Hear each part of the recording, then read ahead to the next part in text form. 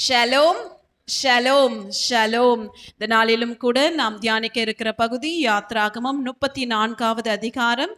நாம் கண்களை மூடி தேவனை நோக்கி பார்ப்போம். அப்பா பிதாவே, உமக்கு நன்றி. இந்த வேளையிலும் கூட ஆண்டவரே அப்பா, உம்முடைய வார்த்தைகளை தியானிக்க நீர் பாராட்டின கிருபைகளுக்காக நன்றி. இந்த நாளிலும் கூட யாத்ராகமம் 34வது அதிகாரம் மூலமாக எங்களோடு கூட நீர் முகமுகமாய் பேச போவதற்காக நன்றி ஆண்டவரே.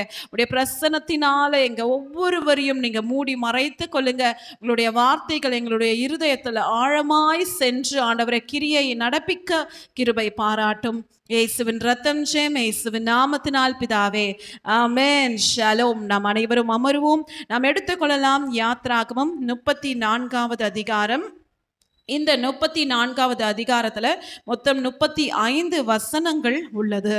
இந்த அதிகாரத்திற்கு நான் ஒரு தலைப்பு கொடுக்க விரும்புகிறேன். One more chance. மீண்டும் இன்னும் ஒரு வாய்ப்பை கர்த்தர் நமக்கு கொடுக்கிறார். ஹல்லேலூயா. இந்த அதிகாரத்திற்கு நாம் செல்வதற்கு முன்பாக ஒரு சின்ன ஒரு விளக்குரையை நான் கொடுக்க விரும்புகிறேன். இந்த நாளுடைய அதிகாரத்துல பார்த்தீங்கன்னா, ஆண்டவர் அவருடைய உடன்படிக்கையை மீண்டுமாக புதுப்பித்து இஸ்ரவேல் மக்களிடம் கொடுக்க போகிறார்.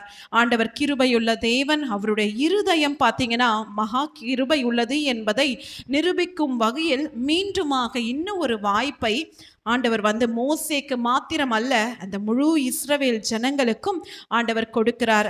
இதற்கு முன்பாக என்ன நடந்தது என்று நம்ம சற்று யோசித்து பார்க்கலாம். இந்த 32 இந்த 34வது இந்த நாளுடைய அதிகாரம் வரைக்கும் இந்த இஸ்ரவேல் ஜனங்கள் ஒரு கடினமான ஒரு சூழ்நிலையை அவர்கள் உண்டாக்கி விட்டார்கள். காரணம் நமக்கு தெரியும். 32வது அதிகாரத்துல இந்த இஸ்ரவேல் ஜனங்கள் எங்களை நடத்தி கொண்டு வந்த எங்கள் தெய்வத்தை நான் பார்க்க வேண்டும். மோசேக்கு என்ன ஆயிடுச்சுன்னு தெரியல. 40 நாள் மோசே மலையின் மீது ஏறி போனார். ஆனா திரும்பி வரல. இப்போ எங்களை எகிப்திலிருந்து கொண்டு வந்த தெய்வத்தை நாங்கள் வணங்க வேண்டும் என்று ஆரோனை கட்டாயப்படுத்தி அந்த பொன் கன்று குட்டியை வார்ப்பித்ததை நம்ம பார்க்க முடியும். அதனால அந்த இஸ்ரவேல் ஜனங்கள் ஒரு பெரிய பொல்லாப்பில் விழுந்து ஆண்டவருக்கு எதிராக ஒரு பெரிய பாவத்தை செய்து விட்டாங்க.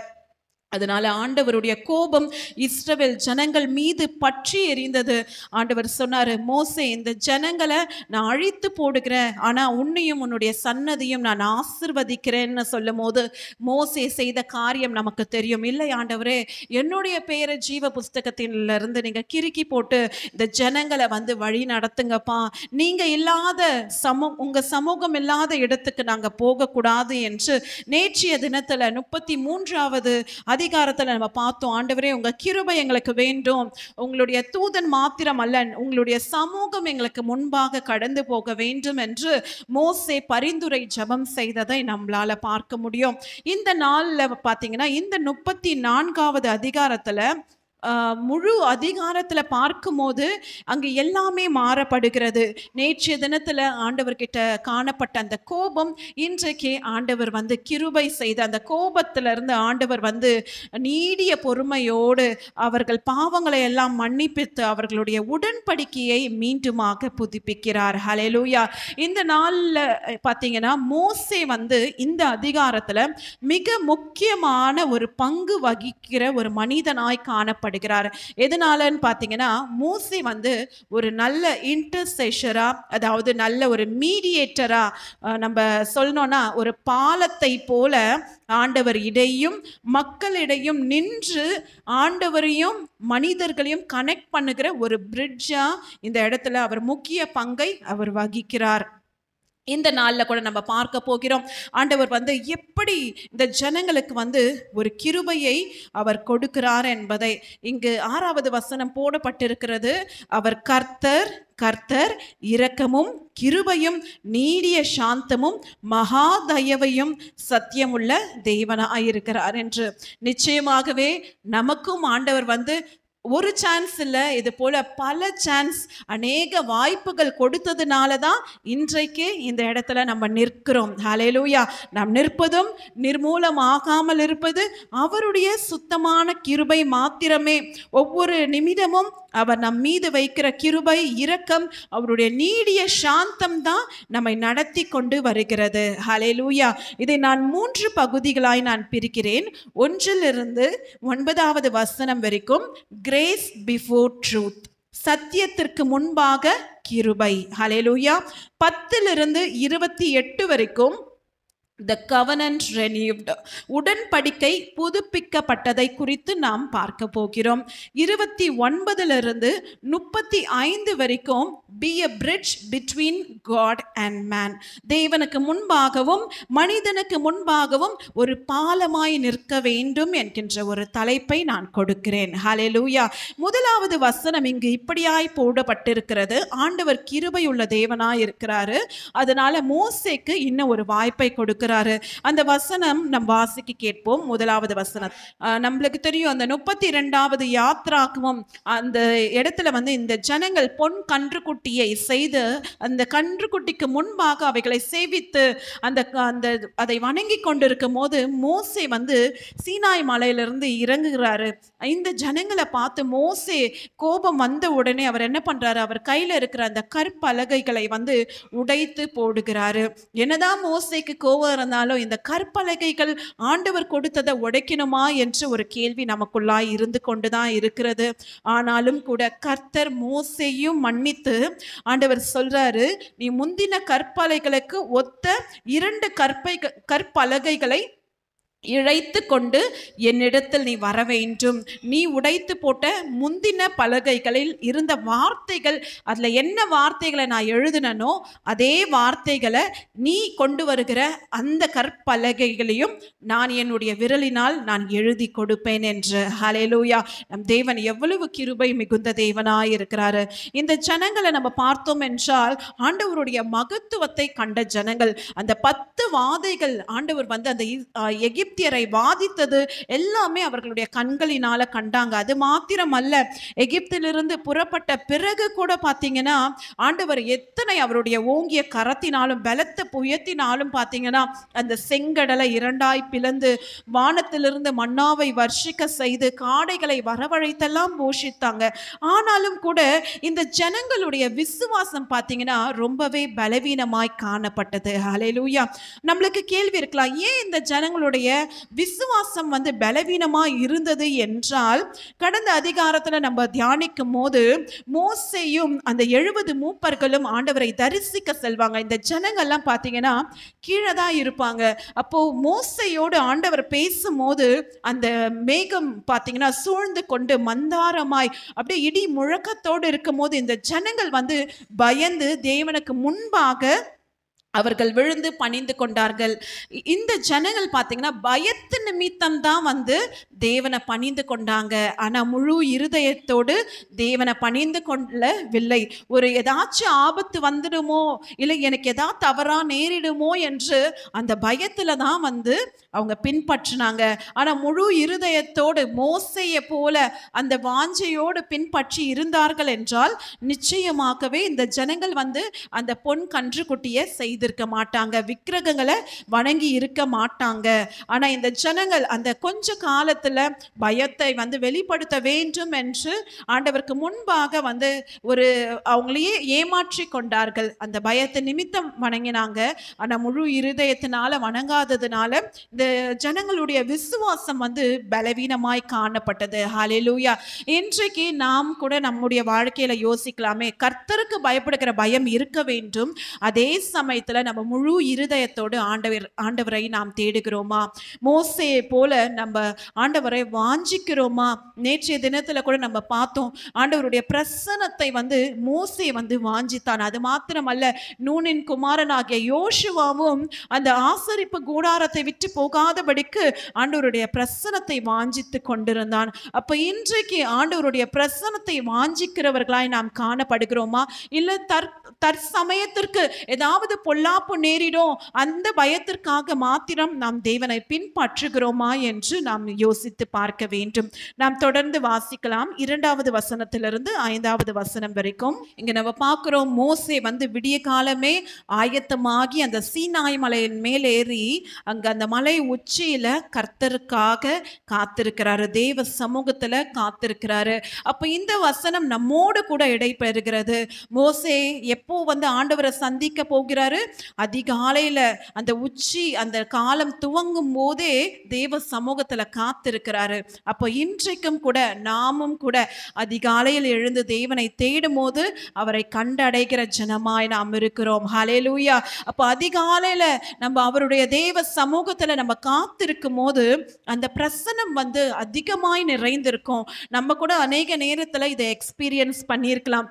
ஒரு 3 மணி இல்ல 4 மணி இல்ல அந்த 5 மணிக்குள்ள ஆண்டவருடைய சமூகத்துல உட்கார்ந்து அவருடைய பிரசனத்தை வாஞ்சிக்கும் போது எந்த டிஸ்டர்பன்ஸும் இருக்காது. அப்போ அவருடைய பிரசன்ஸ் நம்மளுக்கு முழுமையா கிடைக்கும். அப்ப அந்த பிரசனத்துல இருந்து நம்ம வெளியே வரவே முடியாது. ஆண்டவர் நிறைய வார்த்தைகளோடு கூட நம்மோடு கூட இடைபெறுவார். அப்ப இன்றையில இருந்து நாமும் ஒரு முடிவெடுக்கலாம். நம்ம அதிகாலையில தேவனை தேடுகிற ஜனமாக இனி நாங்கள் இருப்போம் ஆண்டவரே. நாங்கள் அதிகாலையில் உங்கள் சமூகத்தில் நாங்கள் வந்து காத்திருப்போம் மோசேயை போல என்று நம்ம தீர்மானம் பண்ணும் போது நிச்சயமாகவே மோசேக்கு தன்னுடைய மகிமையை வெளிப்படுத்தின தேவன் நமக்கும் அவருடைய மகிமை வெளிப்படுத்துவார். ஹல்லேலூயா. அது மாத்திரமல்ல, 3வது வசனத்தில் ஆண்டவர் சொல்றாரு, நீ மாத்திரம்தான் வர வேண்டும் மோசே, உன்னோடு கூட எந்த ஜனமும் வரக்கூடாது, அந்த மலையில கூட எந்த ஆடு மாடுகளையும் நான் காணக்கூடாது. ஏன்னா ஆண்டவருக்கு ஒரு சின்ன கோபம் இருந்து கொண்டுதான் இருக்கிறது. ஏன்னா இந்த ஜனங்கள் பார்த்தீங்கன்னா வணங்கா கழுத்துள்ள ஜனங்களாய் கடந்த அதிகாரத்தில் ஆண்டவரை கோபம் மூட்டுகிறவர்களாகவே காணப்படுறாங்க. அதனால என்னுடைய தரிசனத்தை என்னுடைய பிரசனத்தை நீ மாத்திரமே பார்க்க வேண்டும் என்று மோசேக்கு வந்து ஆண்டவர் ஒரு கட்டளையை கொடுக்கிறார். அது மாத்திரமல்ல, அப்ப மோசே வந்து ஆண்டவர் என்ன சொன்னாரோ அதே இன்ஸ்ட்ரக்ஷனை வந்து பின்பற்றுகிறார். ஆண்டவர் சொன்னபடியே அந்த முந்தின கற்பலகைகள் எப்படி இருந்துச்சோ, அந்த டேப்லெட் ஸ்டோன்ஸ் எப்படி இருந்துச்சோ அதே போல அதை இழைத்து அதிகாலமே வந்து ஆண்டவர் சமூகத்துல கொண்டு சென்று ஆண்டவருக்காக காத்திருக்கிறார். ஹல்லேலூயா. நம்ம ஜஸ்ட் யோசிச்சு பார்ப்போமே, அதிகாலை நேரத்துல மோசே அவருடைய கையில அந்த 2 அந்த கற்பலகைகளை எடுத்து கொண்டு அந்த உச்சி மலையில ஏறி நிற்கும் போது நம்ம அப்படியே கற்பனை பண்ணி பார்க்கலாம். அவரை சுற்றிலும் ஒரு மேகம், ஒரு இருளான மேகம் சூழ்ந்திருக்கிற வேளையில ஆண்டவர் பிரசனம் எப்படி மகிமையா இருக்கும் என்பதை. ஹல்லேலூயா. அந்த 5வது வசனம் அப்படிதான் போடப்பட்டிருக்கிறது. ஒரு மேகத்தில் இறங்கி அங்கே அவன் அருகே நின்று. அப்போ கர்த்தர் வந்து ஒரு மேகத்தில் வந்து இறங்குகிறார். நம்ம பார்க்கலாம், அப்படியே இமேஜினேஷன் பண்ணும் போது மோசே நிற்கிறாரு, ஆண்டவர் அந்த மேகத்திலிருந்து இறங்கி வந்து மோசேயோடு நிற்கிறார். ஹல்லேலூயா. நம் தேவன் பரிசுத்தர். ஆனாலும் கூட மோசேக்காக தன்னை வந்து அவர் ஸ்தானத்தை விட்டு இறங்கி வந்து மோசேயோடு கூட நிற்கிறார். ஹல்லேலூயா. நம் தேவன் கிருபையும் இரக்கமும் உடைய தேவனாயிருக்கிறார். ஹல்லேலூயா. அதனாலதான் ஆண்டவர் வந்து மோசே கூட ஒரு சிநேகிதனை போல நேற்றைய தினத்துல நம்ம வாசித்தோம். 33:11 ஒருவன் தன் சிநேகிதனோடு பேசுவது போல கர்த்தர் மோசேயோடு முகமுகமாய் பேசினார் என்று. ஹல்லேலூயா. அப்போ ஆண்டவரை இறங்கி வந்து மோசேயோடு நிற்கிறார். அந்த இடமே எப்படி ஒரு மகிமையாய் அவருடைய பிரசனத்தினால நிரம்பி இருக்கோம் இல்லையா? அப்போ ஆண்டவர் வந்து சொல்றாரு, 6வது வசனத்தை நம்ம வாசிக்க கேட்கலாம். அப்போ கர்த்தரே வந்து இதை சொல்றார், நான் கர்த்தர் இரக்கமும் கிருபையும் நீடிய சாந்தமும் மகாதயவும் சத்தியமுள்ள தேவனாயிருக்கிறேன். நான் பரிசுத்தர் தான், நான் சத்தியமுள்ள தேவன் தான். ஆனாலும் அதற்கு முன்பாக என்னுடைய கிருபை, என்னுடைய இரக்கம் உங்களுக்கு முன்பாக இருக்கிறது என்று. ஹல்லேலூயா. இது மாத்திரம் அல்ல, 7லிருந்து நம்ம அப்படியே 10வது வசனம் வரைக்கும் நம்ம வாசிக்கலாம். அப்போ இந்த வசனங்களை நம்ம பார்க்கும் போது ஆண்டவருடைய இருதயம் எப்படிப்பட்டது என்றதை நம்ம புரிந்திக்க முடியும். அப்போ ஆண்டவர் வந்து என்ன சொல்றாருன்னா, நான் சத்தியமுள்ள தேவனா இருந்தாலும் நான் உங்களுக்கு இன்னும் ஒரு வாய்ப்பை கொடுக்கிறேன். நான் மீண்டுமாக வந்து நான் உங்களுக்கு கிருபையினால என்னுடைய கரத்தினால உங்களை மூடுறேன். நான் மீண்டுமாக இந்த உடன்படிக்கையை நான் புதுப்பிக்கிறேன். ஆண்டவர் சொல்றார், 1000 தலைமுறைக்கும் நான் இரக்கத்தை செய்கிற தேவன், அக்கிரமத்தையும் மீறுதல்களையும் பாவத்தையும் மன்னிக்கிற தேவன், குற்றவாளியை குற்றமற்றவனாக விடாமல் பிதாக்கள் செய்த அக்கிரமத்தை பிள்ளைகளிடத்திலும் 3ஆம் 4ஆம் தலைமுறை மட்டும் விசாரிக்கிறவராயிருக்கிறேன். ஹல்லேலூயா. நம் தேவன் நியாயாதிபதியா இருக்கிறாரு. நம்ம பாவம் செய்யறோம்னா ஆண்டவர் சமூகத்துல நம்ம மன்னிப்பு கேட்கும் போது அதை மன்னிக்கிற தேவனாய் இருக்கிறாரு. அது மாத்திரமல்ல, நம்மளுக்கு 1000 தலைமுறைகளுக்கும் அவர் கிருபை செய்கிற தேவனா இருக்கிறாரு. இல்ல அந்த பாவத்திலேயே நம்ம வாழ்ந்து கொண்டிருக்கிறோம் என்றால் அவர் நீதியுள்ள தேவனாய், கண்டிக்கிற தேவனாய் காணப்படுகிறாரு. இந்த வார்த்தைகளை கேட்ட உடனே மோசே 8வது வசனத்துல ஆண்டவரை பணிந்து தொழுது கொள்ளுகிறான். அது மாத்திரமல்ல, மோசே ஒரு ரெக்வெஸ்ட் வைக்கிறாரு. ஆண்டவரே, நீங்க கிருபை உள்ள தேவன் தான், இருந்தாலும் எங்களுக்கு ஒரு தயவு செய்ய வேண்டும். உங்களுடைய கண்கள்ல எனக்கு கிருபை கிடைத்தது என்றால் நீங்க எங்க நடுவுல எழுந்தருளணும். நாங்க எங்க போனாலும் உங்க சமூகம் எங்களோடு கூட வர வேண்டும், எங்களுக்கு முன்பாக செல்ல வேண்டும். எங்க சத்துருக்கள் பார்க்கணும் ஆண்டவரே, நீங்க எங்க கூட இருக்கிறத அவங்க உணரணும், அவங்க பயப்படணும் என்று மோசே சொல்லும் போது ஆண்டவர் சொல்றாரு, இன்றைக்கு நான் ஒரு உடன்படிக்கையை நான் உங்களோடு பண்ணுகிறேன். ஹல்லேலூயா. நம்ம கரங்களை தட்டி தேவனுக்கு நன்றி செலுத்தலாமா? ஹல்லேலூயா. ஆண்டவர் இன்றைக்கு ஒரு புதிய உடன்படிக்கையை நம்மோடும் கூட அவர் செய்கிறார். ஹல்லேலூயா. மோசே ஜெபித்தது போல நம்ம ஒவ்வொரு நாளும் நாம் ஜெபிக்க வேண்டும். ஆண்டவரே, உங்க பிரசன்னம் எங்களோடு கூட இருக்க வேண்டும். நாங்க எங்க போனாலும் எங்க வந்தாலும் உங்க பிரசன்னத்தினால எங்களை நிரப்புங்க. நாங்க மாத்திரம் அல்ல, எங்களை சுற்றி இருக்கிற ஜனங்கள் கூட நீங்க எங்க கூட இருப்பதை புரிந்து கொள்ள வேண்டும். எங்களுடைய சத்துருக்கள் பார்க்க வேண்டும், நீங்க எங்களோடு கூட இருந்து நீங்க செய்கிற காரியம் பயங்கரமானது என்று அவர்கள் கேட்டு உங்க நாமத்தை மகிமைப்படுத்த வேண்டும் என்று நம்ம ஆண்டவர் சமூகத்துல ஜெபங்களை ஏறெடுக்க வேண்டும். ஹல்லேலூயா. அடுத்தது பாத்தீங்கன்னா, நான் இந்த 2வது பகுதி நான் சொல்லியிருந்தேன், 10ல இருந்து 28 வரைக்கும் ஆண்டவர் உடன்படிக்கையை அவர் புதுப்பிக்கிறாரு. ஹல்லேலூயா. இந்த உடன்படிக்கை புதுப்பிக்கும் போது இதுல பாத்தீங்கன்னா 11ல இருந்து 17வது வசனம் வரைக்கும் எதெல்லாம் செய்யக்கூடாது என்பதை குறித்து போடப்பட்டிருக்கிறது. டூ அண்ட் டு நாட்ஸ்னு சொல்லலாம். அப்போ இந்த 11ல இருந்து 17 வரைக்கும் எதெல்லாம் செய்யக்கூடாது, ஆண்டவருக்கு விரோதமான பாவமாய் காணப்படுகிறது என்பதை நம்ம பார்க்க முடியும். அடுத்தது பாத்தீங்கன்னா, இந்த 18ல இருந்து 23 வரைக்கும் எதெல்லாம் ஆண்டவர் செய்ய சொன்னார் என்பதை குறித்து போடப்பட்டிருக்கும். ஹல்லேலூயா. நம்ம ஒன்னொன்னா வாசிக்கலாம். 11ல இருந்து 14ஆம் வசனம் வரைக்கும் நம்ம வாசிக்க கேட்கலாம். இங்க 11வது வசனத்துல மொத்தம் 6 வகையான ஜாதிகளை கர்த்தர் துரத்த வேண்டும். இந்த பட்டணத்துல நீங்க போய் நீங்க சேர போறீங்க, இந்த ஜனங்களோடு கூட எந்த உடன்படிக்கையும் செய்யாதீங்க. செய்தீங்கன்னா வருங்காலத்துல உங்களுக்கு அது கண்ணியாய் மாறிவிடும், உங்களையே கடைசியில அவங்க வீழ்த்தி விடுவாங்க என்று ஆண்டவர் இன்ஸ்ட்ரக்ஷன் கொடுத்திருப்பாரு.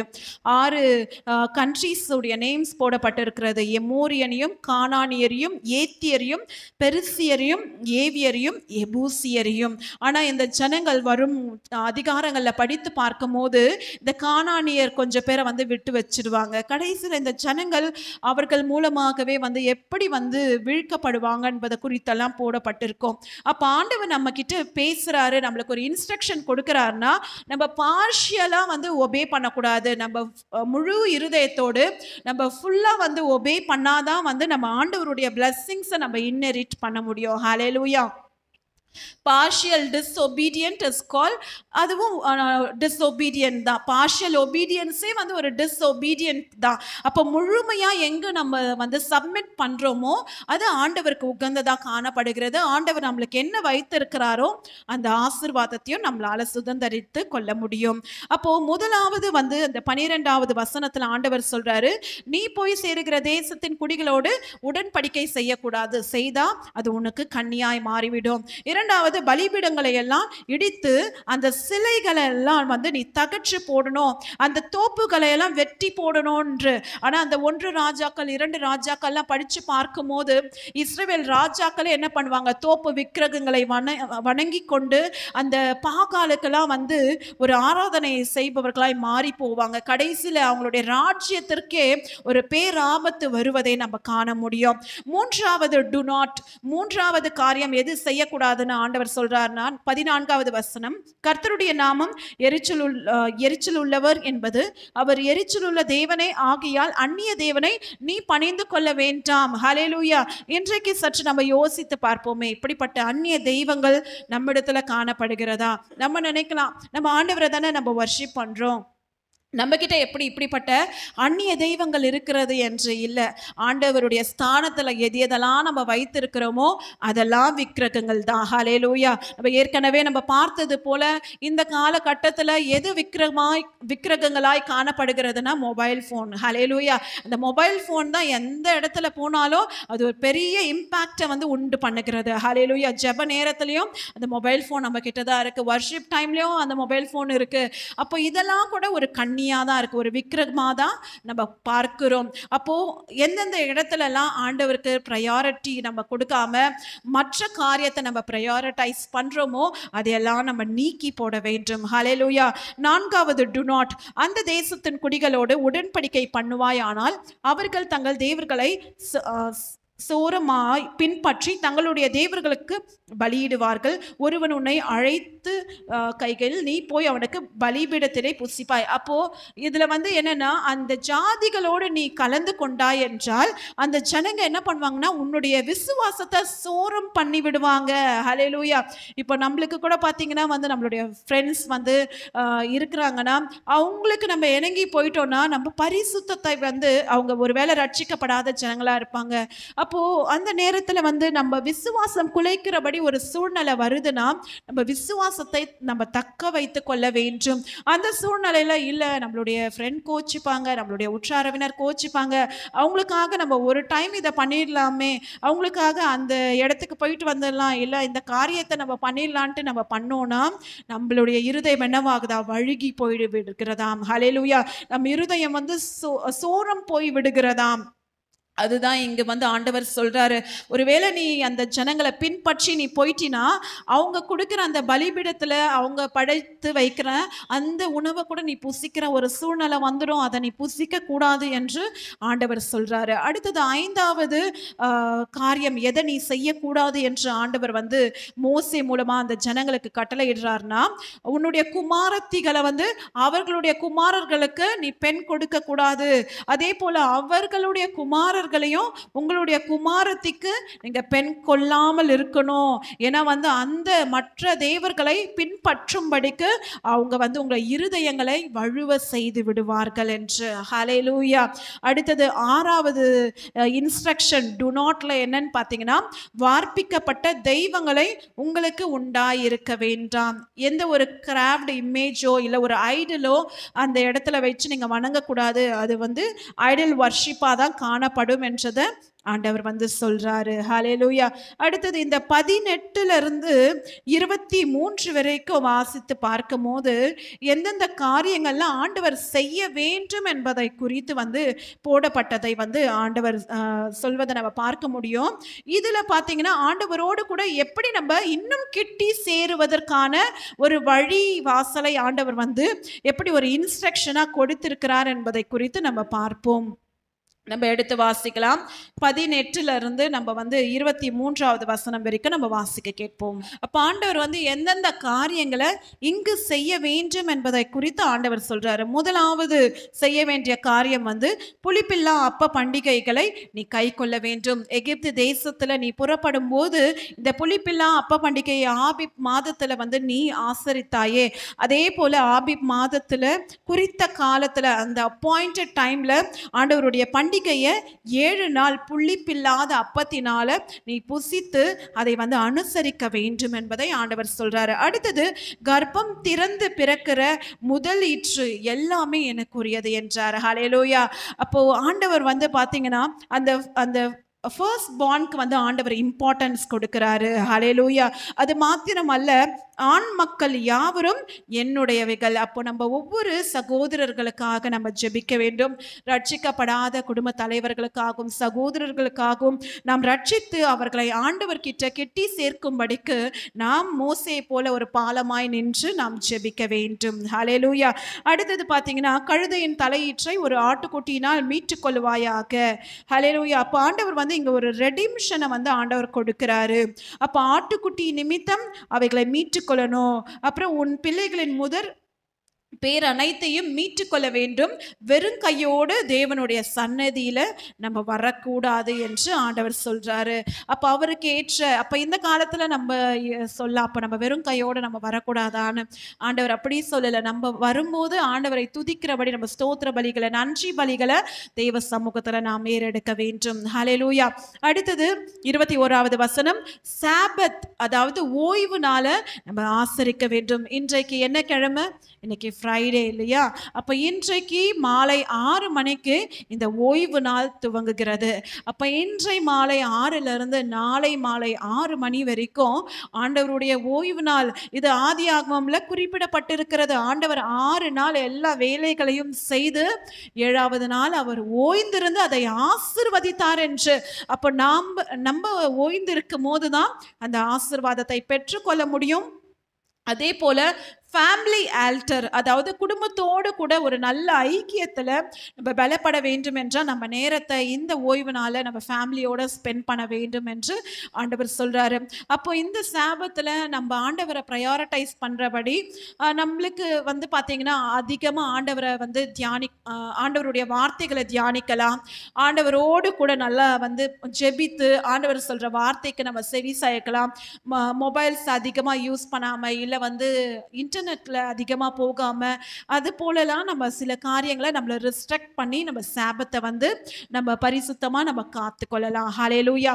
அடுத்தது 22வது வசனம், அறுப்பின் முதற் பலனை செலுத்தும் பொழுது 7 வாரங்களிலும் பண்டிகையும் வருஷ முடிவில் சேர்ப்பு கால பண்டிகை, அதாவது த ஃபீஸ்ட் ஆஃப் வீக்ஸ், அந்த வாரத்தின் அந்த பலன்கள், வார பண்டிகைகளை கொண்டாட வேண்டும் என்று ஆண்டவர் சொல்றார். அது மாத்திரமல்ல, வருஷத்தில் 3 தரம் உங்கள் ஆண் மக்கள் எல்லோரும் இஸ்ரவேலின் தேவனாய் இருக்கிற கர்த்தராகிய ஆண்டவருடைய சன்னதியில் வர கடவ வேண்டும் என்று ஆண்டவர் கட்டளை கொடுத்திருந்தார்.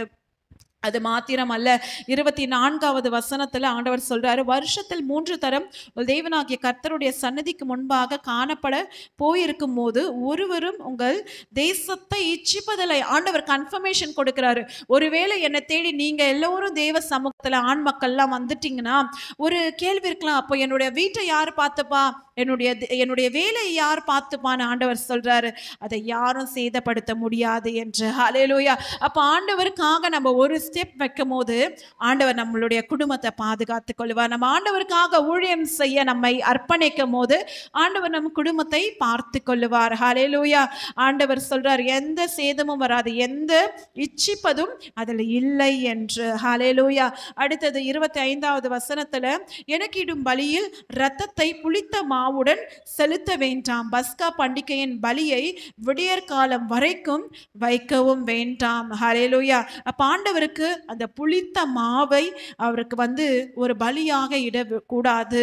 அந்த இரத்தத்தோடு கூட அந்த புளித்த மாவு சேர்க்கப்படக்கூடாது. அப்ப புளித்த மாவு என்றால் பழைய பாவங்கள், பழைய காரியங்கள், அதை வைத்து கொண்டே ஆண்டவரை வந்து நம்ம தரிசிக்க கூடாது. ஆண்டவரை வந்து ஆண்டவருக்கென்று நம்ம ஊழியம் செய்யக்கூடாது. பழைய சுபாவங்களை எல்லாம் நம்ம விட்டு நம்ம புதிய ஒரு லெவன்டா, அதாவது புளிப்பில்லா ஒரு அப்பமாய் நம்ம தேவ சமூகத்துல நம்ம காணப்பட வேண்டும். ஹல்லேலூயா. பஸ்காவை கொண்டாடும் போது அந்த பலியை விடிய காலம் மட்டும் வைக்கக்கூடாது. அடுத்தது 26ல் ஆண்டவர் என்ன செய்யணும்னு சொல்லியிருக்கார் என்றால், உங்கள் நிலத்தின் முதல் விளைந்த முதல் பலனை உங்கள் தேவனாகிய கர்த்தருடைய ஆலயத்திற்கு கொண்டு வாருங்கள். வெள்ளாட்டுக்குட்டியை அதன் தாயின் பாலில் சமைக்கவும் வேண்டாம். ஹல்லேலூயா. அப்போ ஆண்டவர் வந்து இத்தனை இன்ஸ்ட்ரக்ஷன் எதுக்கு வந்து இஸ்ரவேல் ஜனங்களுக்கு கொடுத்தாரு என்று பார்த்தால், ஆண்டவருடைய ஆசீர்வாதத்தை அவர்கள் பெற்றுக்கொள்ள வேண்டும். இன்னும் ஆண்டவரை கிட்டி சேரணும், ஆண்டவரோடு கூட இன்னும் அலைனாகி ஆண்டவருடைய ஒரு திட்டத்துக்குள்ளாய் அவர்கள் வாழ வேண்டும் என்பதற்காக ஆண்டவர் வந்து இப்படிப்பட்ட காரியங்களையும் பிரமாணங்களையும் அவர் சொல்லி கொண்டிருக்கிறாரு. அடுத்தது 27லிருந்து 28 வரைக்கும் நம்ம வாசிக்க கேட்போம். அப்போ மோசே வந்து அதிகாலமே சீனாய் மலையில போய் நின்று தேவ சமூகத்துல காத்திருக்கும் போது ஆண்டவர் வெளிப்படுகிறார். ஹல்லேலூயா. தேவ பிரசன்னம் மோசேயை நிரப்புகிறது. அது மாத்திரமல்ல, ஆண்டவர் சொன்ன எல்லா வார்த்தைகளும் அந்த கற்பாறையில வந்து எழுதப்பட்டு கொண்டிருக்கிறது. அப்போ மோசே பின்னும் கர்த்தர் மோசேயை நோக்கி, இந்த வார்த்தைகளை நீ எழுது, இந்த வார்த்தையின்படியே உன்னோடு இஸ்ரவேலோடும் உடன்படிக்கையை பண்ணினேன். அப்ப ஆண்டவர் இன்றைக்கு ஒரு புதிய உடன்படிக்கையை அவர் ரெனியூ பண்றாரு. ஹல்லேலூயா. அப்போ நம்ம எல்லோரும் ஆவிக்குரிய இஸ்ரவேலராய் நாம் காணப்படுகிறோம். இன்றைக்கு நம்மோடும் நம்முடைய அடுத்த தலைமுறையோடும் கர்த்தர் ஒரு புதிய உடன்படிக்கையை அவர் புதுப்பிக்கிறார். ஹல்லேலூயா. நம்ம அந்த உடன்படிக்கையிலேயே நம்ம நிலைத்து இருக்கும் போது ஆண்டவர் நமக்காக வைத்திருக்கிற ஆசீர்வாதங்களை நாம் நிச்சயம் சுதந்தரிக்க முடியும். அப்ப மோசே என்ன பண்றாருன்னா, ஆண்டவர் சமூகத்துல அப்பம் புசியாம தண்ணீர் குடியா இரவும் பகலும் 40 நாள் வந்து அவர் உபவாசத்திலேயே இருந்து ஆண்டவருடைய வார்த்தைகளை அந்த பலகையில் எழுதுகிறார். ஹல்லேலூயா. அப்ப இந்த நாள்ல இந்த வார்த்தை மூலமாக நம்மள ரிஃப்ளெக்ட் பண்ணி பார்க்கலாமே. அப்ப ஆண்டவருடைய சமூகத்துல அவருடைய பிரசன்னத்தை நம்ம அதிகமாக ரிசீவ் பண்ணோம், அவருடைய வெளிப்பாடுகளை நம்ம பெற வேண்டும் என்றால் ஆண்டவர் இங்கு ஒரு பார்த்தீங்கன்னா ஒரு இன்ஸ்ட்ரக்ஷன் கொடுக்கிறாரு, ஒரு வாய்ப்பு நமக்கு கொடுக்கிறாரு. அப்போ ஆண்டவர் சமூகத்தில் நம்மை தாழ்த்தி நம்ம ஃபாஸ்டிங் இருந்து நம்ம ப்ரே பண்ணும் போது ஆண்டவர் வெளிப்பாடுகளை நமக்கு கொடுப்பாரு. அநேக வார்த்தைகள் மூலமாக நம்மளோடு கூட இடைபெறுவார் என்று. ஹல்லேலூயா.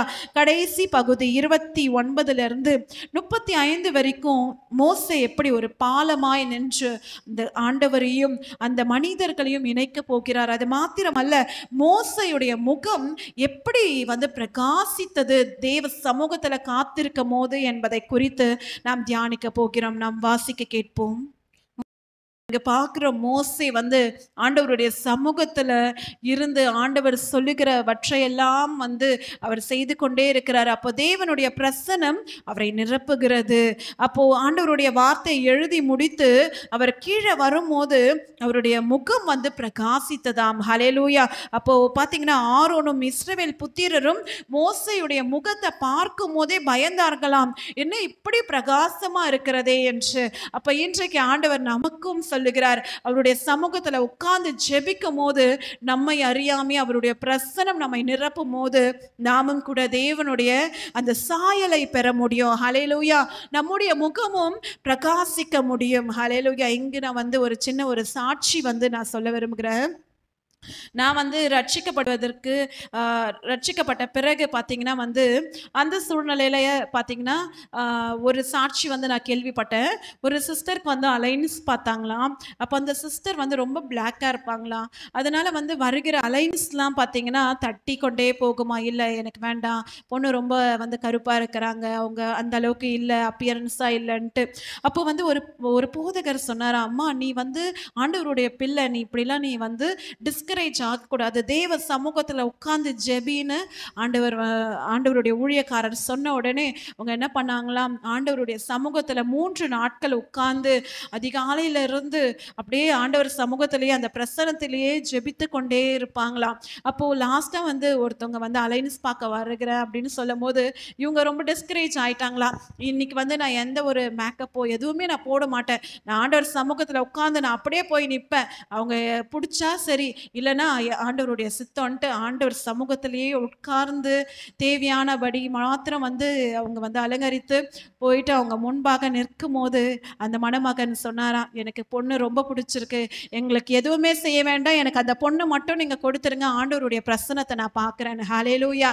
அப்போ ஆண்டவர் சமூகத்துல உட்கார்ந்து ஜெபிக்கும் போது அவருடைய பிரசன்னத்தினால் நாம் நிரப்பப்படும் போது நம்மை அறியாமையே மோசையுடைய முகம் பிரகாசித்தது போல நம்முடைய முகங்களும் பிரகாசிப்பிக்கும். ஹல்லேலூயா.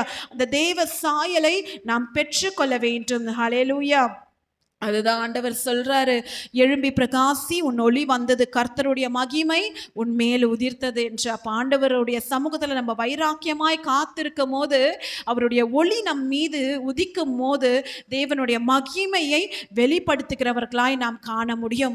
அப்படிதான் இங்க மோசேயுடைய முகம் பிரகாசித்த போது இஸ்ரவேல் ஜனங்கள் பார்த்து பயந்தார்களாம். அந்த நேரத்துல மோசே வந்து தன்னுடைய முக்காடை இட்டு கொண்டு அவர் மறைத்து கொள்ளுவாராம். தேவ சமூகத்துல தேச உட்பிரவேசிக்கும் போது வெளியே வரும்போது முக்காடு போடாம இருப்பாங்க. ஆனா இஸ்ரவேல் ஜனங்களை பார்க்கும் போது அந்த முட்காடு இட்டு கொள்ளுவாராம். அப்ப இந்த நாள்ல இந்த வார்த்தைகள்லாம் எதோடு கூட முடிக்கிறது என்று பார்த்தா, ஆண்டவர் நம் மீது கிருபையா இருக்கிறார். ஹல்லேலூயா. ஆண்டவர் நமக்கு மீண்டும் ஒரு வாய்ப்பை கொடுக்கிறார்.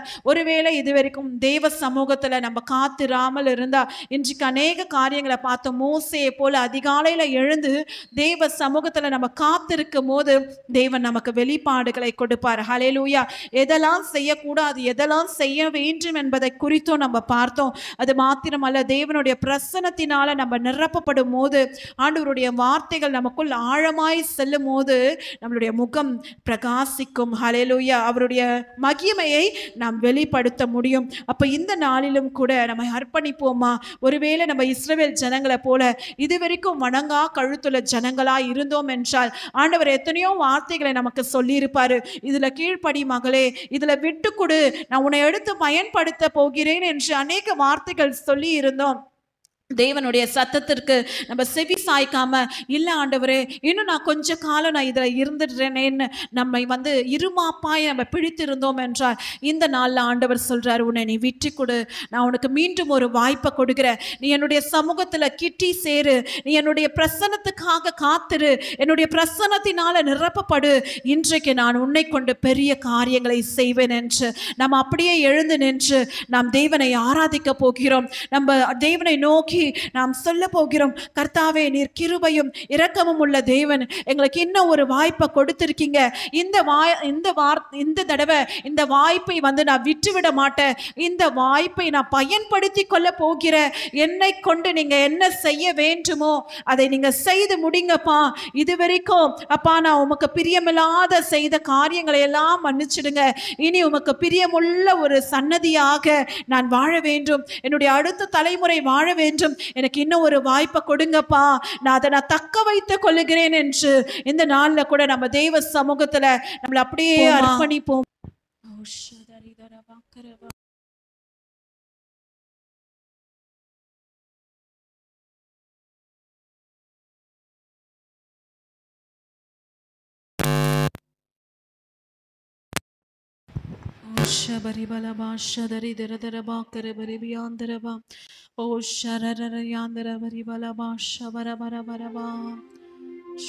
ஆண்டவர் இன்னைக்கு நம்ம மத்தியில் ஆசம் செய்கிறவனா இருக்கிறார்.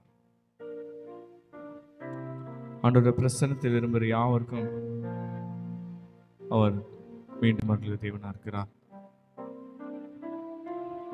மோசே மன்னிப்பை கேட்டபோது தேவன் அவனுக்கு மன்னிப்பை கொடுத்தார். இன்று நாம் கூட யாரெல்லாம் ஆண்டவர் சமூகத்தில் தாழ்த்தி, ஆண்டவரே எங்களை ஒரு சில மனமிருகம் கேட்கும்போது தேவன் நம்மளுக்கு மன்னிக்கிற தேவனா இருக்கிறார். இன்று ஒரு சில நம்மளை தாழ்த்தி கத்திரிடத்தில் நம்ம ஒப்பு கொடுப்போமா? நமக்கு ஆண்டவருக்கு இடைப்பட்ட நேரம். வாழ்க்கையில நாம் எத்தனை பேர் தவறுகள் மீறுதல் செய்திருக்கலாம். நான் ஒரு சில மீண்டும் ஆண்டவர் சமூகத்தில் நாம் தாழ்த்தி செபிக்கும் போது அவர் நம்மளை குற்றங்களை மன்னித்து நம்ம சுகத்தை தருகிற தேவனா இருக்கிறார். இந்த ஆண்டவர் சமூகத்தை நம்ம தாழ்த்தி ஒப்பு கொடுக்கலாமா?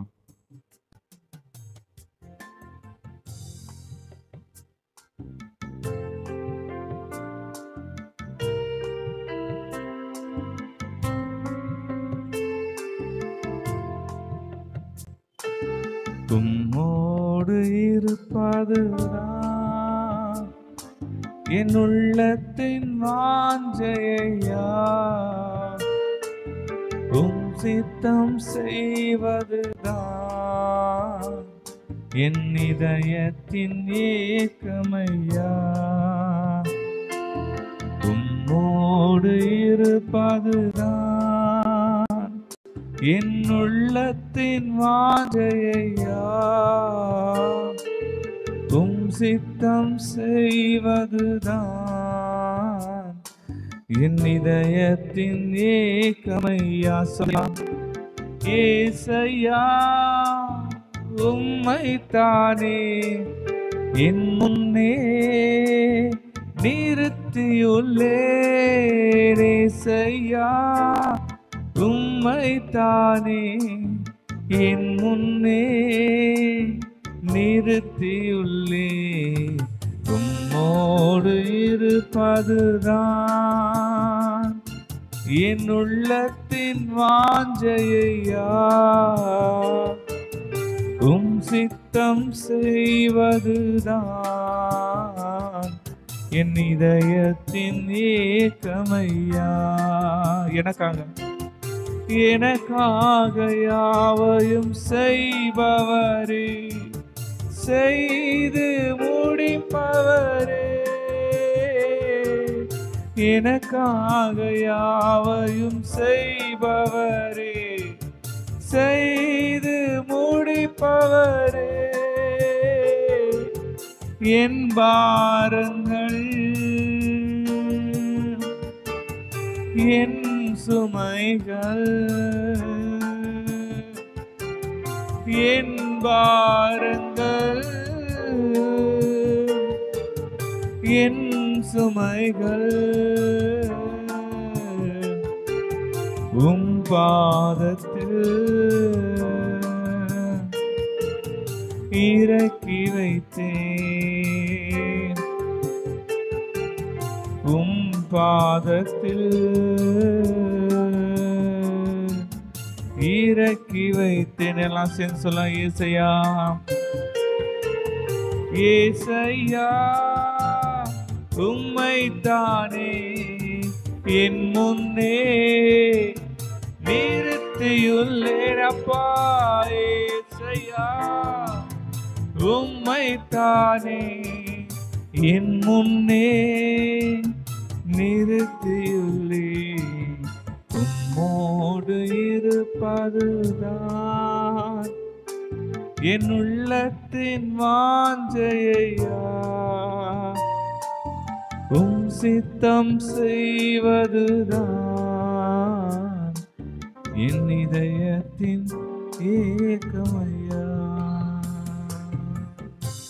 பரிசுத்தமுள்ள பிதாவே, ஆசீர்வதிக்கப்பட்ட இந்த காலை வேளைக்காக தகப்பனே, இந்த யாத்ராகமம் 34ஆம் அதிகாரத்தோடு அப்பா உம்முடைய வார்த்தைகளுடைய இடைப்பட்ட கிருபைக்காக உமக்கு நன்றி ராஜா. மீண்டுமாக ஆண்டவரே அப்பா உம்முடைய சமூகத்தில் எங்களை புதுப்பித்து எழுப்பிய கிருபைக்காக உமக்கு நன்றி. இப்பொழுதும் எங்கள் பரிசுத்த ஆவியானவரை நீர் எங்களை ஆளுகை செய்யும்படியாக எங்களை நாங்கள் விட்டு கொடுக்கிறோம். நீரை பொறுப்பெடுத்துக் கொள்ளுங்க, ஆளுகை செய்யுங்க. இயேசுவின் ரத்தம் ஜெயம். இயேசுவின் நாமத்தில் பிதாவே, ஆமேன். யாத்ராகமம் 34ஆம் அதிகாரம் 8ஆம் வசனம் மற்றும் 9ஆம் வசனம். மோசே தீவிரமாக தரை மட்டும் குனிந்து பணிந்து கொண்டு, ஆண்டவரே உம்முடைய கண்களில் எனக்கு கிருபை கிடைத்ததானால் எங்கள் நடுவில் ஆண்டவர் எழுந்தருள வேண்டும். இந்த ஜனங்கள் வணங்கா கழுத்துள்ளவர்கள், நீரோ எங்கள் அக்கிரமத்தையும் எங்கள் பாவத்தையும் மன்னித்து எங்களை உமக்கு சுதந்திரமாக ஏற்றுக்கொள்ளும் என்றான். ஹல்லேலூயா. இந்த வசனத்தில் நம்ம பார்க்கிறோம், மோசே ஆண்டவர் எப்படிப்பட்டவர் என்பதை வெளிப்படுத்தும்படியாக அவர் கிருபையும் இரக்கமும் மனதுருக்கும் நீடிய சாந்தமும் உள்ளவர் என்பதை வெளிப்படுத்தும்படியாக காணப்படுகிறது. அப்போ இஸ்ரவேல் ஜனங்கள் வணங்கா கழுத்துள்ள ஜனங்கள் என்று அவர்களுடைய அக்கிரமத்தையும் அவர்களுடைய பாவத்தையும் மன்னித்து அவரை தேவனுக்கு சுதந்திரமாக ஏற்றுக்கொள்ள வேண்டும் என்று மோசே தேவனை நோக்கி விண்ணப்பம் செய்யும்படியாக இந்த இடத்துல நம்ம பார்க்கிறோம். இப்போ மோசே தன்னுடைய ஜனங்களுக்காக பரிந்து பேசி அவர் ஜெபித்து கொண்டிருக்கிறார் என்று நாம் பார்க்கிறோம். இந்த நாளிலும் இந்த வசனங்கள் நம்மோடு என்ன பேசி கொண்டிருக்கிறது? இன்றைக்கு நாம் எப்படிப்பட்டவர்களாக நாம் காணப்படுகிறோம்? இன்றைக்கு கர்த்தர் நமக்கு ஒரு வாய்ப்பை கொடுத்து கொண்டிருக்கிறார். எப்படி இஸ்ரவேல் ஜனங்களுக்கு மீண்டுமாக ஒரு வாய்ப்பை கொடுத்தாரோ அதே போல இந்த நாளிலும் கர்த்தர் நம் மத்தியில் ஒரு வாய்ப்பை கொடுக்க அவர் சித்தமாயிருக்கிறார். நாமும் கூட சில நேரங்களை வணங்கா கழுத்துள்ள ஜனங்களாக நம்ம அநேக நேரத்தில் நம்முடைய ஆவிக்குரிய பெற்றோர்களுக்கும் செல்லிடர்களுக்கும் நாம் கீழ்ப்படியாதபடி நாம் காணப்பட்டிருக்கலாம். ஏன் ஒருவேளை தேவனை விட்டு கூட தேவனுடைய வார்த்தைகளுக்கு கூட நாம் செவி கொடுக்காதபடி தேவனுடைய வார்த்தையை விட்டு நாம் தூர போயிருக்கலாம். எப்படி இந்த இஸ்ரவேல் ஜனங்களுக்கு ஆண்டவர் நீங்கள் சிலை வழிபாட்டில் அந்நிய தேவர்களை வணங்க வேண்டாம் என்று சொன்னாரோ, அவருடைய பிரசனத்தை விட்டு அவருடைய சமூகத்தை விட்டு பிரிக்கின்ற எல்லா காரியங்களும் நம்முடைய வாழ்க்கையில சிலை வழிபாடுகளாக காணப்படுகிறது. இந்த காலத்துல நாம் எந்தெந்த காரியத்துல தேவனுடைய வார்த்தைகளுக்கு நாம் கீழ்ப்படியாதபடி நம்முடைய வாழ்க்கையில எப்படிப்பட்ட அக்கிரமங்கள் பாவங்கள் இருக்கிறதோ இப்பொழுது நாம் மனம் திரும்பி தேவனிடத்துல கிட்டி சேரும்படியாக இப்பொழுது மீண்டுமாக கர்த்தர் நம் மத்தியில் ஒரு வாய்ப்பை ஏற்படுத்தி தந்ததற்காக நம் முன்பதாக நாம் கடந்து வர போகிறோம். தேவனுடைய பிரசன்னத்துக்குள்ளாக நம்மை நாம் அர்ப்பணித்து நாம் ஜெபிக்க போகிறோம். நாம் முடிந்தவர்கள் நம் முழங்கால் படியிட்டு நம் தேவனுடைய சமூகத்துல நம்முடைய அக்கிரமத்தை நம்மளுடைய பாவத்தை அவர் மன்னிக்க வேண்டும் என்றும் மீண்டுமாக அவர் நம்மை புதுப்பித்து கட்ட வேண்டும் என்றும் அவர் புதிய உடன்படிக்கையை நம் மத்தியில் எழுப்பி தர வேண்டும் என்றும் இப்பொழுது நாம் அர்ப்பணித்து நாம் ஜெபிக்க போகிறோம். நாம் முன்பதாக கடந்து வந்து முடிந்தவர்கள் நம் முழங்கால் படியிட்டு நாம் தேவனை நோக்கி பார்ப்போம்.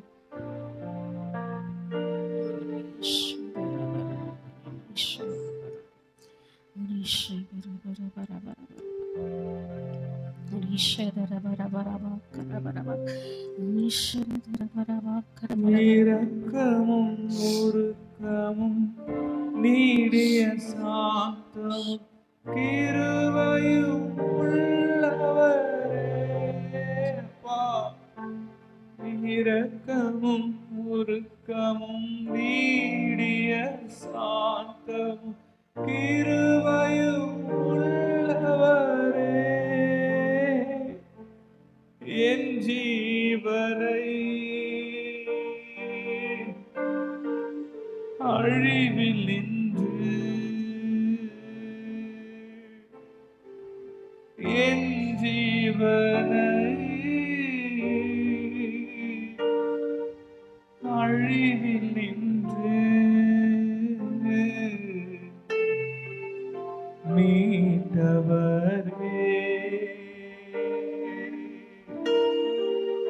என் மேய்ப்பரே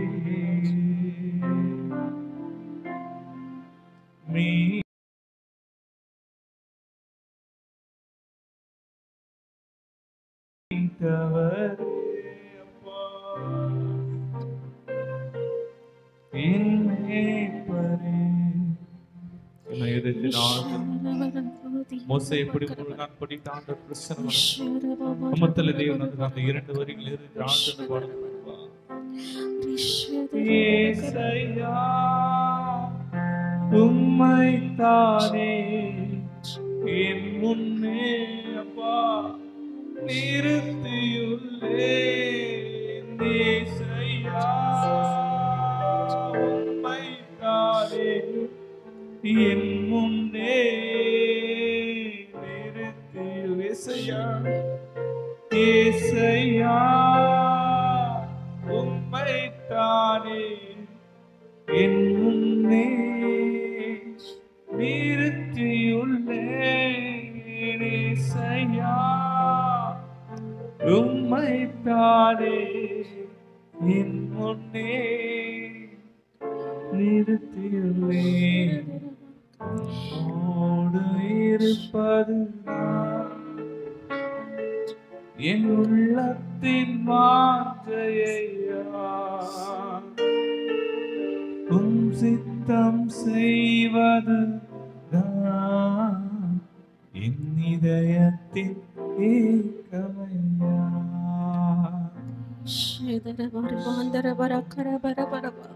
அப்பா பிதாவே, இந்த வேளையிலும் ஆண்டவரே உம்முடைய கரத்துல எங்களை அர்ப்பணிக்கிறோம் ஆண்டவரே.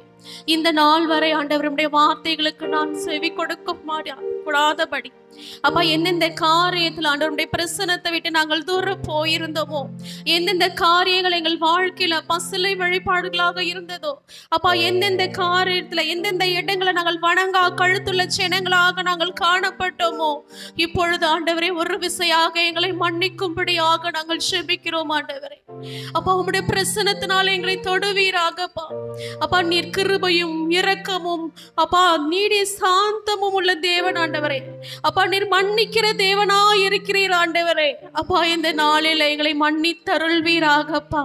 இந்த நாளில் எங்களுக்கு வாழ்க்கையில காணப்படுகிற எல்லா வணங்கா கழுத்துள்ள இருதயத்தை, அந்த இருதயத்தின் கடினத்தை இயேசுவின் நாமத்தினால அப்பா இப்பொழுது நாங்கள் உடை தெரிகிறோம் ஆண்டவரே. அப்பா உம்முடைய பிரசனத்தினால் எங்களை தொடுவீராகப்பா. அப்பா மீண்டுமாக உம்மோடு புதிய உடன்படிக்கையை நாங்கள் ஏற்படுத்தி கொள்ளும்படியாக இப்பொழுது எங்கள் ஆவி, ஆத்மா, சரீரத்தை உம்முடைய கரத்துல நாங்கள் அர்ப்பணிக்கிறோம் ஆண்டவரே. அப்பா நீர் தந்த மீண்டுமான இந்த வாய்ப்புக்காக உமக்கு நன்றி செலுத்துகிறோம் ஆண்டவரே. அப்பா எங்கள் வாழ்க்கையை அப்பா இந்த நாளில் உம்முடைய கரத்துல நாங்கள் அர்ப்பணிக்கிறோம். அப்பா ஒவ்வொரு நாளும் உம்முடைய சமூகத்துல காத்திருந்து உம்முடைய பிரசனத்துக்கு வாஞ்சிப்பவர்களாக ஆண்டவரே, உம்முடைய வார்த்தைகளுக்கு நாங்கள் கீழ்ப்படிபவர்களாக அப்பா இந்த நாளில நாங்கள் ஒப்பு கொடுக்கிறோம் ஆண்டவரே. எங்களை நீர் பலப்படுத்துவீராகப்பா. எங்கள் இருதயத்தை நீர் பலப்படுத்துவீராக டாடி. எங்களில் காணப்படுகிற எல்லா இருதயத்தின் கடினத்தையும் வணங்கா கழுத்துள்ள இந்த சிந்தனைகளையும் எங்களது எடுத்து போடுவீராக. என் தேவனாகிய கர்த்தாவே, எங்களுக்குள்ளாக நீர் ஆளுகை செய்வீராகப்பா. உம்முடைய பிரசனத்தினால் நீர் தொட்டதற்காக உமக்கு நன்றி. மீண்டுமாக அப்பா உம்முடைய உடன்படிக்கை எங்களோடு புதுப்பித்த கிருபைக்காக உமக்கு நன்றி நன்றி நன்றி ராஜா. இப்பொழுதும் ஆண்டவருடைய சமூகத்தை நாங்கள் ஒப்பு கொடுத்து செபிக்கிறோம். நீரை ஆளுகை செய்து பலப்படுத்த போகிற கிருபைக்காக உமக்கு நன்றிகளை செலுத்துகிறோம். இயேசுவின் ரத்தம் ஜெயம். இயேசுவின் நாமத்தில் பிதாவே, ஆமென்.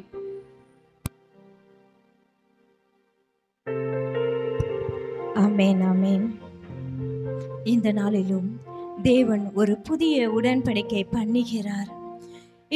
இந்த அதிகாரத்தில் பார்த்தோம், இஸ்ரவேல் ஜனங்கள் பாவம் செய்து தேவனை விட்டு அவங்க எப்படி பண்ணாங்கன்னா தூரமாய் போனார்கள் என்று. ஆனால் அவர்களுக்காக மோசே பார்த்தீங்கன்னா ஜனங்களுக்காகவும் தேவனிடத்துல வந்து அவர் நடுவாக நின்று பரிந்துரை ஜெபம் செய்கிறார் என்று. இந்த ஜெபத்தை தேவன் கேட்டு அவர் என்ன செய்கிறார்ல இந்த இடத்துல பார்க்கிறோம். அவர் மனம் எப்படி இருக்குன்னா இறங்கி வந்துச்சான், அவரோட இருதயம் உருகிடுச்சான். அப்போ நம்மளோட ஜெபம் எப்படியாக இருக்கிறது என்று நாமளும் பார்க்க வேண்டும். அப்போ இஸ்ரவேல் ஜனங்களுக்காக ஆண்டவர் இந்த இடத்துல என்ன பண்றாருன்னா அந்த இடத்துல இரக்கத்தை ஆண்டவர் தருகிறார். அவங்க மறுபடியுமாக புறப்பட்டு போகும்படியாக அவர்களுக்கு வைத்த அந்த கானான் தேசத்துக்குள்ள போகும்படியாக ஆண்டவர் அனுமதிக்கிறத நம்ம இந்த அதிகாரத்தில் நம்ம பார்க்கிறோம். இந்த நாளிலும் கூட நாமும் கூட மோசேவை போல பரிந்துரை ஜெபம் செய்கிறோமா? தேசம் பாழாய் போய்கொண்டு இருக்கிறது. நம் தேசத்துக்காக திறப்பின் வாசல நின்று ஜெபிக்கிறவர்களா நாம் இருக்கிறோமா? நம்ம குடும்பத்திற்காக நாம் ஜெபிக்கிறவர்களாக நாம் இருக்கிறோமா? இல்லை வேலை ஸ்தலத்தில் எத்தனை பேரை நம்ம பார்க்கிறோம், நண்பர்களை பார்க்கிறோம், அவங்களாம் எத்தனை பேர் பாவத்துக்கு நேராக சென்று கொண்டு இருக்கிறார்களே, அவர்களுக்காக நம்ம இந்த வேலையில நாம் ஜெபிக்கிறவர்களா இருக்கிறோமா? அப்படி இல்லையா இந்த நாள்ல இந்த வேலையில அவர்களுக்காகவும் தேசத்தின் பாதுகாப்புக்காகவும் குடும்பத்தில் ஒரு பாதுகாப்புக்காகவும் நாம் இந்த வேலையில ஜெபிக்கிறவர்களா நாம் ஒவ்வொருவரா நாம் இருக்கலாம். நம் முடிந்தவர்கள் நம் முன்பாக கடந்து வரலாம். நம்ம தேசத்திற்காக நம்ம ஜெபிக்க போறோம். தேசத்தில் அநேக பாவங்கள் பெருகிக் கொண்டே இருக்கிறது, அநியாய அக்கிரமங்கள் நடந்து கொண்டே இருக்கிறது.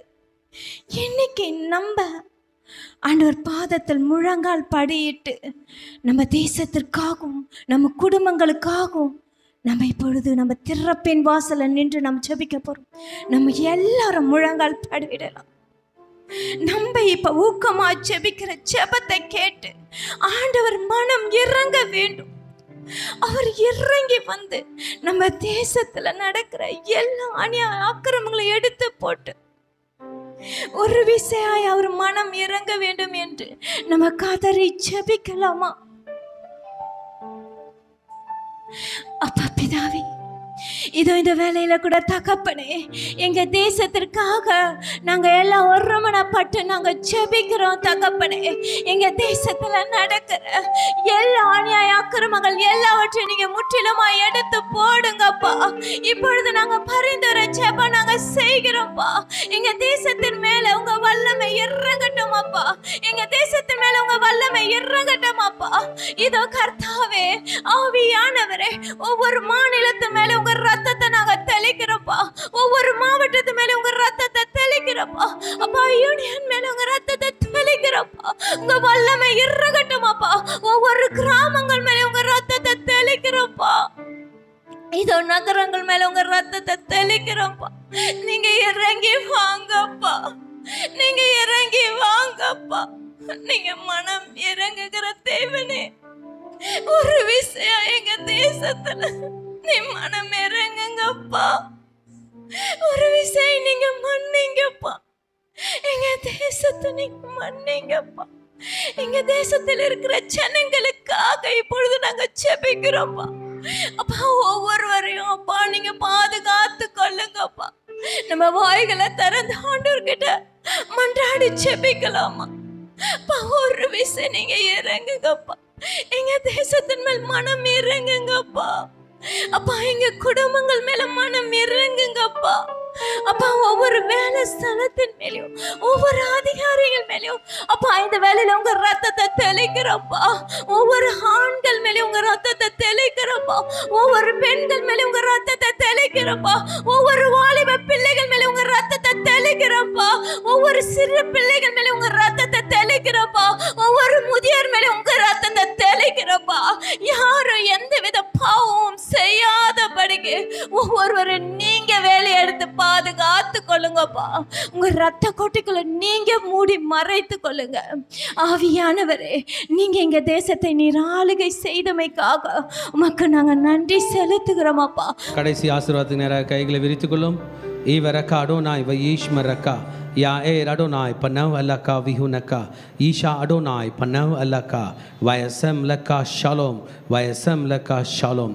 கர்த்தர் உன்னை ஆசீர்வதித்து காக்க கடவர். கர்த்தர் தன் முகத்தின் மேல் பிரகாசிக்க பண்ணி உன்மேல் கிருபையா இருக்க கடவர். கர்த்தர் தன் முகத்தை உன்மேல் பிரசன்னமாக்கி உனக்கு சமாதானம் கட்டளையிட கடவர்.